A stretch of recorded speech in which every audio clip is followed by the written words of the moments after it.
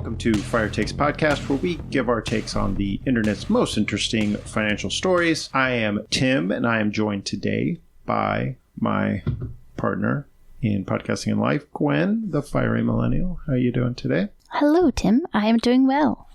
Awesome. It is a beautiful, warm day here. The weather is, I think... hot. Yeah, it's kind of given a jump to spring. We had some nice spring days, maybe about a week of it. So maybe we have summer already. But here we are, talking about the weather on a podcast. We have a storm system rolling through tomorrow. So, who knows what it's going to be on Saturday. So, We're gonna check the weather for our concert on Saturday. If this goes out, you'll know that we survived. That's right. So we are recording this early because I have yet another work trip. Yeah, we're not going to give you guys another telephone podcast. So thinking ahead this time. We are professionals. Be prepared. Okay. All right. Speaking of preparation, we have prepared 4 interesting Reddit posts for everyone's enjoyment, especially our own. Let's be honest here. But our first one is from our middle class finance. It is titled, "Married with Separate Finances. Is This Common?" ? My spouse and I combined everything. We share joint bank accounts, joint credit cards, joint everything. I personally know of 4 to 5 other couples who we are friends with who are the exact opposite. His money and her money. One of them even bought a house together and only put the guy on the mortgage and not the wife, even though they are married. Some couples split it up, like wife pays the electric bill and husband pays the car payment, or some other give-and-take method like that. I have also seen really sad cases where the finances are split, but the wife works minimum wage and the husband makes 6 figures. The wife would tell me that she had some clothes that ripped but can't go clothes shopping because she's broke. Meanwhile, the husband is swimming in cash in his account. I don't really see any benefit at all to separating things out, but apparently it's more common than I realized. I think she hits a couple of interesting pitfalls of the split finances, right? Yes. It can be good. You know, I met somebody in the fire world once upon a time that she was retired early and they had completely separate bank accounts, and her husband was working and would be continuing to work for quite a while because he had very poor money management skills. So they kept their accounts separate. Yeah, I don't know how well you knew this person. Do you think that ever masked a fundamental incompatibility in the relationship? I honestly did not know them at all. Oh, okay. It was interesting because this was back when I lived in Iowa, and Carl, Mr. 1500, was going between Colorado and Chicago. And was like, yeah, hey, let's stop and get some pizza and have dinner on my road trip. And I was like, yeah, that's great. And he goes, oh, by the way, I invited this other person. And Gotcha. Which is very typical Carl. Sure. Yes, Carl, I'm calling you out. You're welcome. And then I had a good time at this dinner. But yeah, that always struck me as slightly unusual. It is interesting that whenever you have the split finances, if you can use it as a way to have 2 people who are incompatible in the way that they handle their money, but by keeping it separate, they remain compatible as a couple by just removing that one fatal flaw of their pairing, maybe? Well, yeah, I mean, a lot of divorces are caused by financial incompatibilities. And if this was their way to avoid finances causing a problem, then, Yeah, sure. That's interesting. Great, go for it. I had another friend, also from Iowa, who told me that he and his wife's finances were joined a lot like ours, where we have a joint account and then we have our own individual accounts. And after everything was all accounted for, bills-wise, they were pretty much free to do whatever they wanted because they didn't have kids. And he was a spender, and, we'd hit up the precious metal store on our lunch break occasionally, and he would buy a silver coin or a platinum coin or whatever was the good buy in 2016. And he didn't have a whole lot left in his slush savings fund. Sure. And one day his wife was like, oh, I think I want a pop-up A-frame camper. And he was like, I mean, yeah, okay. If you've got the money for it, then go for it. And she was like, okay. And then 3 days later, they had a camper. Yeah. But he had a small chest of of doubloons like a pirate, though, right? Yes. So like, I mean, he didn't have no money. He just had it in an illiquid asset. That's true. Yeah. He was reluctant to do anything with, so. Yeah. Maybe he could have went to the camper dealer with a coin that he bit into to show that it was soft and real. Ripped it in half. Look, it's 100% gold. But the point of that story is that she didn't spend a whole lot, right. Just accumulated a lot in their spending account, and he was willing to spend money on things. Yeah. And I think we are still trying to find our balance in our hybrid approach where we have our own separate accounts and then we have our together money. I like having my own account. It makes gift giving weird whenever everything is common. Mm-hmm. We still have everything that's funneling into our common Monarch account. So it's not like I can hide purchases from you, but I don't know. Maybe you're not as on top of it as you would be if it was just everything was going in the joint account. And I can always turn off my syncing since my syncing breaks all the time on my credit card. So. It's true. It is terrible. Yeah. We love Monarch. Yeah. We'll drop a referral code in the comments if you want to try it for a month. Yeah. firetakespod.com/Monarch if you want to throw a month free of Monarch at us. We'd appreciate it. Full disclosure, we will get financially compensated for that, I think. I think we get a free month. Oh, yeah. Okay. If they use our code. We will receive compensation for that link if you choose to use our referral code. But, yeah, no, I think when, like Christmas this year, I said, you'll see a purchase for this. Don't ask me about it. Yeah, that's true. Yeah. I mean, there's ways around it, I guess. But I could always buy gift cards, Yeah. I could save up my grocery money and get $20 every time I go buy groceries and use that cash to buy your Christmas gift. Yeah. Isn't that how that works? Yeah, something like that. I feel like I'm being a little flippant with something that's actually a really good way to hoard money away. You can buy me a chain for my pocket watch and I'll buy you a brush for your hair. Oh, yeah, thanks. Which I never liked that story because the girl's hair will grow back and that guy will never get his pocket watch back. So I don't know what story you're referring to. It's the gift of the Magi. Oh. Wow, it has been a long time since sophomore honors English, let me tell you. But like I said, we are still working out our hybrid system because even when we looked at it last month, we're dividing our expenses, but because we have different incomes, how we divide it is still not completely obvious to make us feel equally comfortable with having enough money to spend it on the things that we want. So, yeah, I don't know. Like finances in a marriage, we could talk about that probably for the whole podcast if we wanted to. True. If anyone has like super unique strategies, go ahead and send them to us, firetakespod@gmail.com. We'll talk about them on a future pod. For now, let's move on to our second story, which is not unrelated to that topic. It's from the subreddit r@AskMenOver30.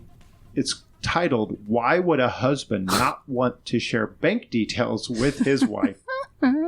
My husband and I have been married for 4 years, and I'm a stay-at-home mom with our 2 young daughters. They are not school-aged, so we are usually always home and doing things outside while my husband works. I have asked on several occasions to share his bank information with me so that I'm not left in the dark and know how much we have, so in case I may need to do a quick grocery run or the girls need something, I'm not at his mercy to find out if I can or cannot, which is what I do now. He simply says no. He does not want me to have access to his money when I do not contribute to it at all. I'm going to take a moment and read that sentence again. He does not want me to have access to his money when I do not contribute to it at all. He says he does not want me to control his spending habits. I would like to note that I do not splurge ever on myself. I do my own nails, my own hair. I never buy clothes for myself if I need it because I feel horrible spending money that's not mine, and he always tells me he can't spend money on those things. All the while, He buys vape pens, energy drinks, happy hour rounds for the coworkers. I don't know if I'm being crazy or I am insisting on something that shouldn't matter. But I was always raised in thinking that once you marry, you should share a bank account and that all bills get paid out of. Huh. Not for anything else except transparency. I do not believe he has a double life or is cheating, but why wouldn't he want me to know what he spends his money on or what he has in his bank account? Is this a normal male behavior or is this isolated? One more clarification. We rent a townhome because he says we cannot afford to buy, and all the bills are always paid on time. Thanks for your help. You know, this reminds me a lot of how my grandma and grandpa organized their finances. Apparently, my grandma was a stay-at-home mom for their 3 kids. And granted, this is, the 50s and 60s, right?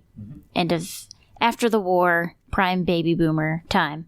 They did their part by having 3 kids. So he went off to I think he worked in a mill. Definitely a factory of some kind. And she stayed home with the kids.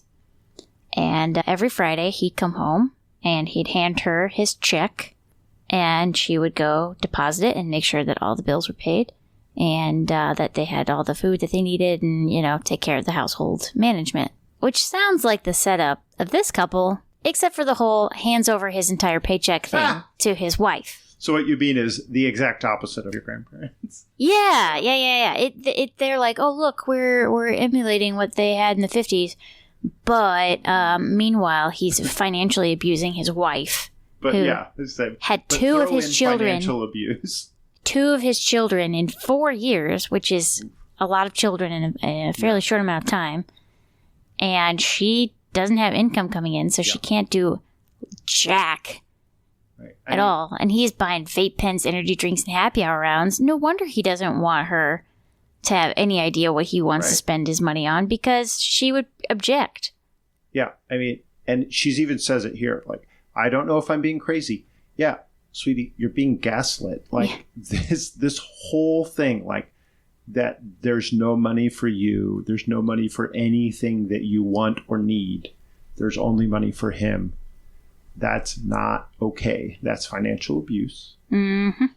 Yep. And I like the fact that she asks, is this a normal male behavior or is this isolated? I would say this isn't unusual male behavior. Yeah, she's not the first woman to deal with this, right? Yeah. But is that how things should be? Should go? No. It's not okay.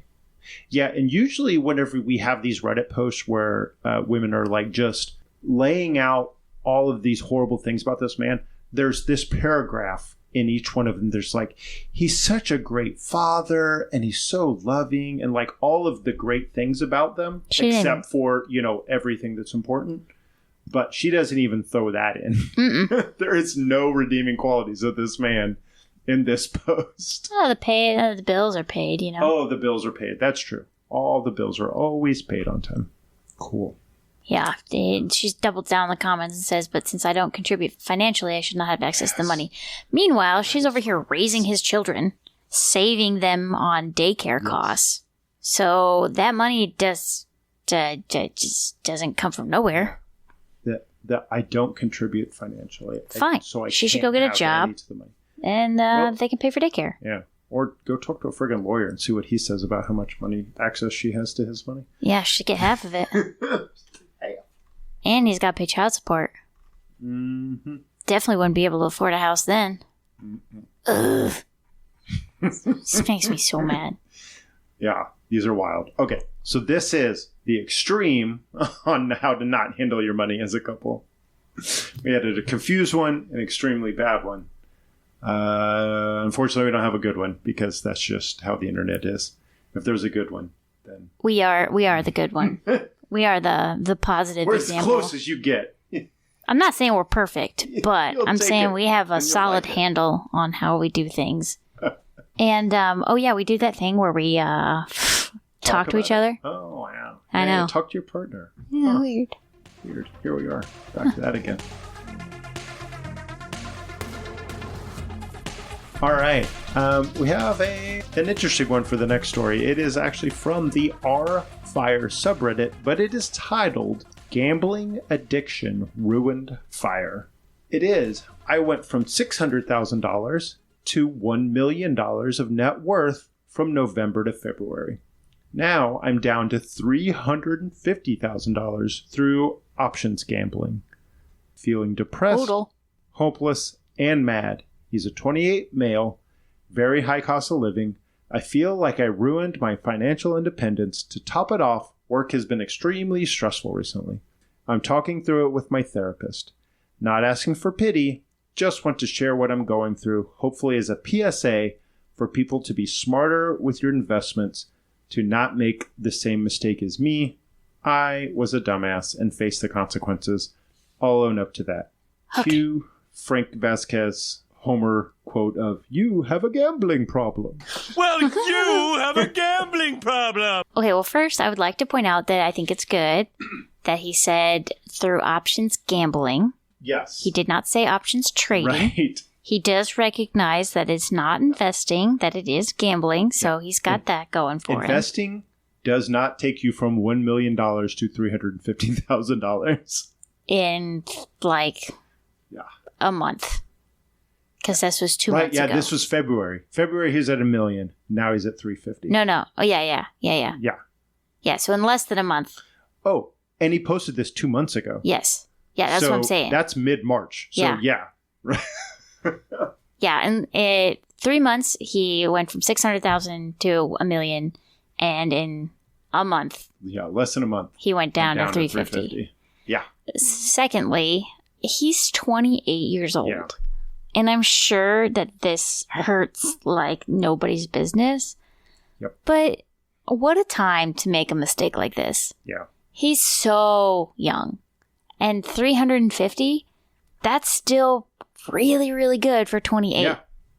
Yeah. No, that's more than I had at 28. Right. That's top comment, right? Is in all seriousness, you're 28, brother.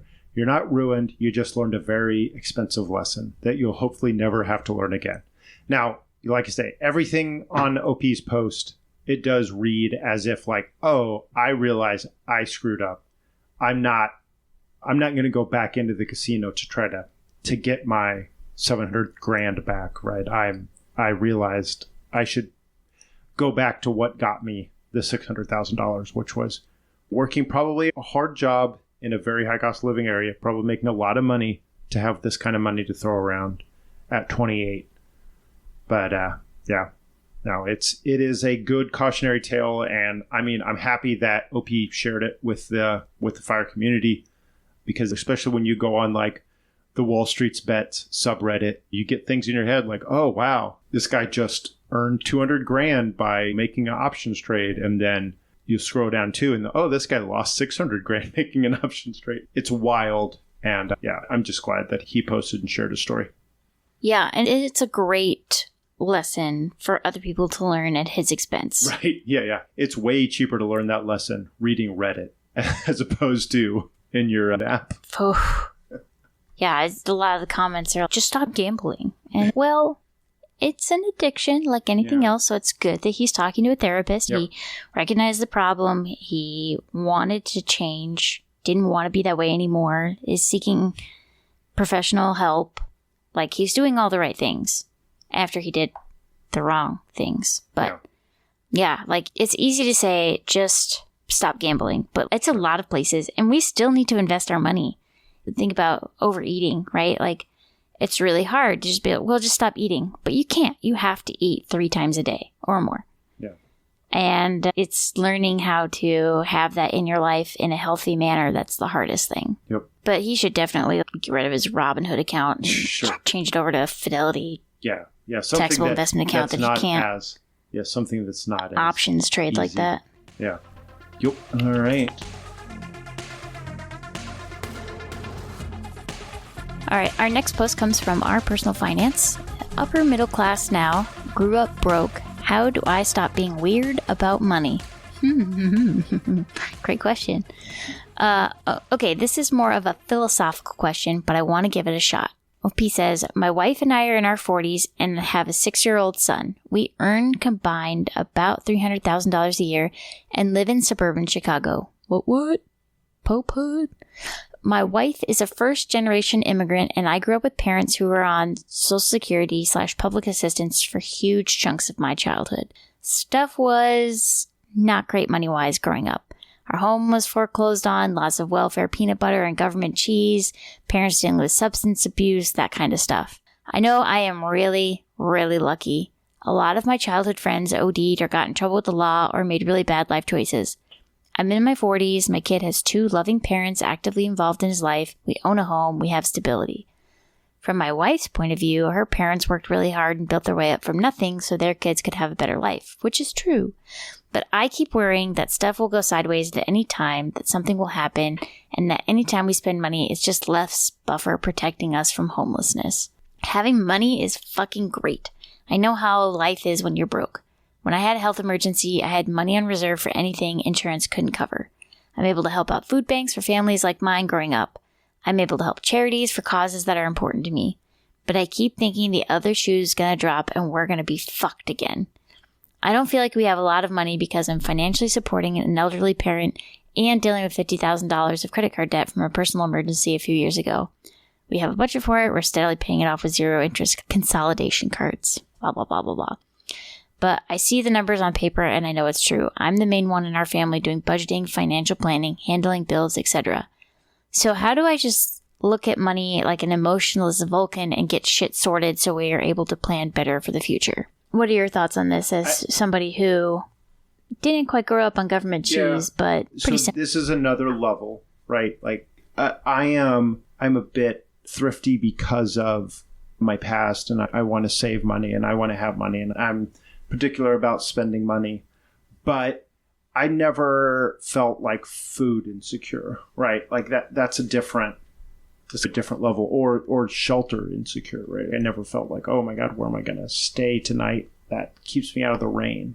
Yeah. And so I could see that's another level of trauma that I don't have experience with, but I could see how, the same level of trauma I have affecting my spending habits and my concerns about money would be amplified by an order of magnitude by that sort of experience, right? Yeah, it's complex PTSD, honestly. Like, trauma as a child literally rewrites your brain and how it views the world and sees things. And OP is constantly on alert for something that his brain learned was a problem when he was a little kid. And it doesn't matter how much money he makes now, that feeling is not going to go away on its own. Well, I mean, you say it, PTSD rewrote his brain, but no, his brain was written by PTSD, right? Yeah. Like he was written in the trauma. Yeah. So like that's his base state. Yeah. It's hard to rewrite. Now he's got to rewrite it. Yeah. So like, I mean, he needs to go to therapy. Right. And have somebody who is trained in dealing with the effects of poverty in childhood help him through this, because that's basically the only way. But I mean, I do think that like the fact that he's supporting charities, right? He's giving money. He is like, that's got to be healing, right? Not only am I feeling safe, I'm feeling safe enough that I can help someone maybe who was feeling the way I used to feel, right? That's got to be a healing exercise to be able to contribute to charities like that, don't you think? Yeah, to know that you're on the other side of that. Mm-hmm. Yeah, 100%. Yeah, that feels right. Exactly. It's the other side of the coin that he was on, hoping that someone was going to be generous. And now he's the generous one. He's the one in control. Yeah, I think that is a super powerful way to face down that kind of a trauma.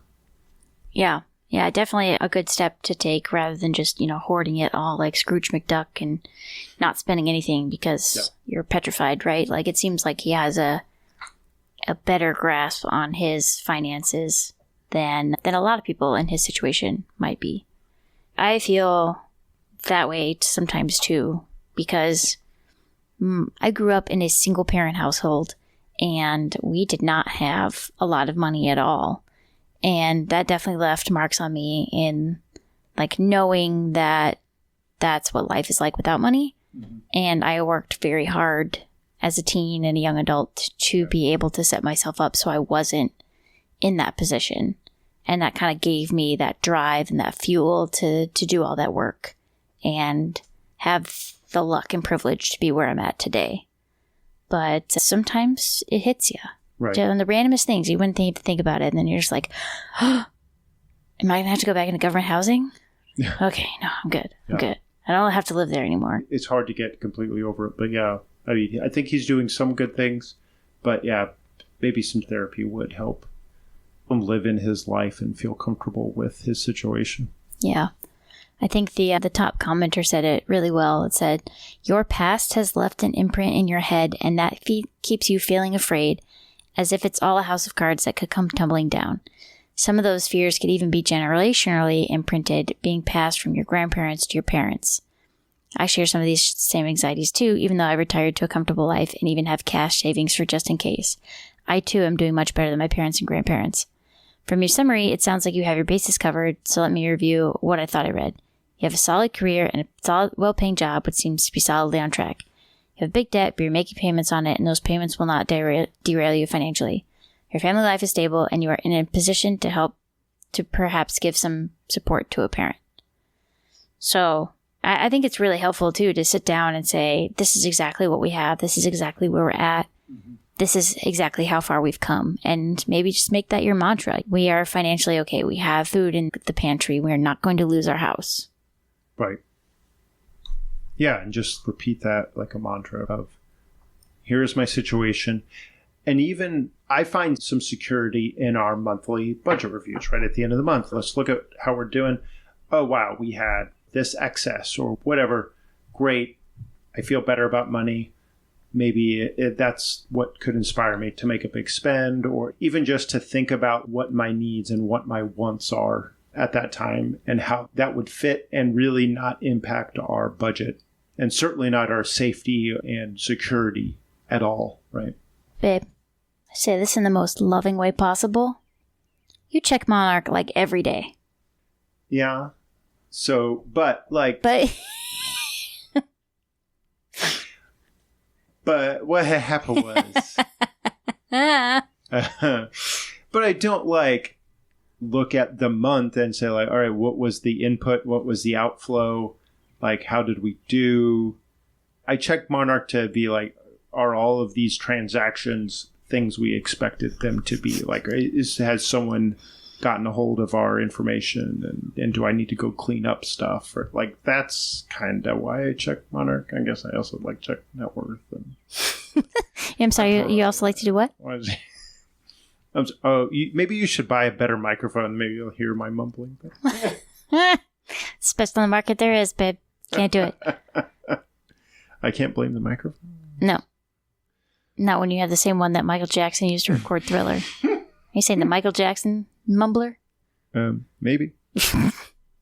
Anyway, I mean, I'm calling you out a little bit, but okay. Sure. Right.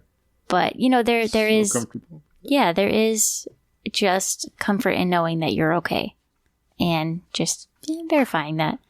And ironically, I told my boss yesterday that he was like, oh, I don't have my wallet. And I was like, yeah, okay, I'll pay for your Starbucks. And I was like, I'm going to have to tell my husband that, yes, I did actually pay for 3 things at 3 different times at Starbucks today because I knew you were going to look at Monarch. I have not seen Starbucks on Monarch at all. Oh, interesting. So I have not checked it recently. Technology saved my boss's butt, and he paid with his Apple Watch Pay. So he did not have to pay. I did not. Did he buy your Starbucks? No. Wow. Why would he buy my Starbucks? Because he's your boss. Nice. He's got his own thing going. But anyway, so yeah. I buy stuff for people I work with because they are younger than me and not as far into their career as I am, let alone then not even their boss. That just goes to show you exactly how amazing Tim is as a person compared to the normal examples of life that we have. And I don't know if my boss listens to this or not, but I will say that he does buy other things for us and do other things. So he will be facilitating a night out at Topgolf for us next month during our team meetings. So. And maybe it's not appropriate for him to buy you coffee whenever he's not buying everyone coffee, right? Whereas I don't have to worry about being fair. Like if I just true. Buy Hannah lunch, then I don't have to buy the whole team lunch. Right? True. Yeah, I can't be like, hey, Nathan got me coffee because I'm the favorite. You know, like that's probably something he has to worry about. But he does his fair share. You know, he gives us the gift card for Christmas and buys our holiday meal. And, you know, he does his managerial duties. There you go. So it's not all shade on him. But the point of that story was that I absolutely knew that you were going to be looking at Monarch and being like, did you go to Starbucks twice yesterday? Because there's 2 charges. Actually, you preempted me and you sent me a notice that you were going to go to Starbucks twice. And I had not checked Monarch. I have not checked Monarch since. At least not since it's updated and actually shown those transactions. So I'm not that obsessed with Monarch. That's your story and you're sticking to it. We have said Monarch a lot. And on this podcast, like this recording, we really did not get paid. We really aren't. Should we go back and just sub in like Mint? Mint. It would be like turning the clock back. R.I.P. Mint. R.I.P. Mint. It'd be like saying Kmart instead of like, you know, Sears or something. No. Target. No, I was going to say Sears is not really a great one to replace Kmart. Listen, I was born in the 1900s, okay? I am...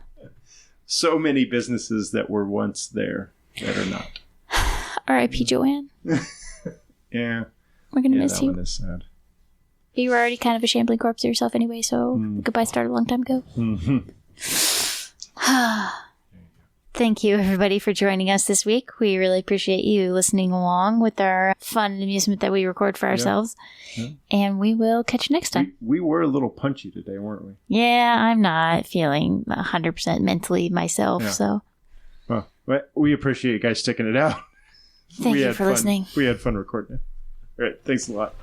Talk to you later. Bye. Bye. Thank you for listening to the Fire Takes podcast. Wanted to remind you that this is an entertainment podcast. Gwen and I, not financial planners, just opinionated. There are many ways to reach us if you just go to firetakespod.com, including email, Instagram, Reddit, YouTube. You can hear more from Gwen at fierymillennials.com. Thanks for joining us. Bye.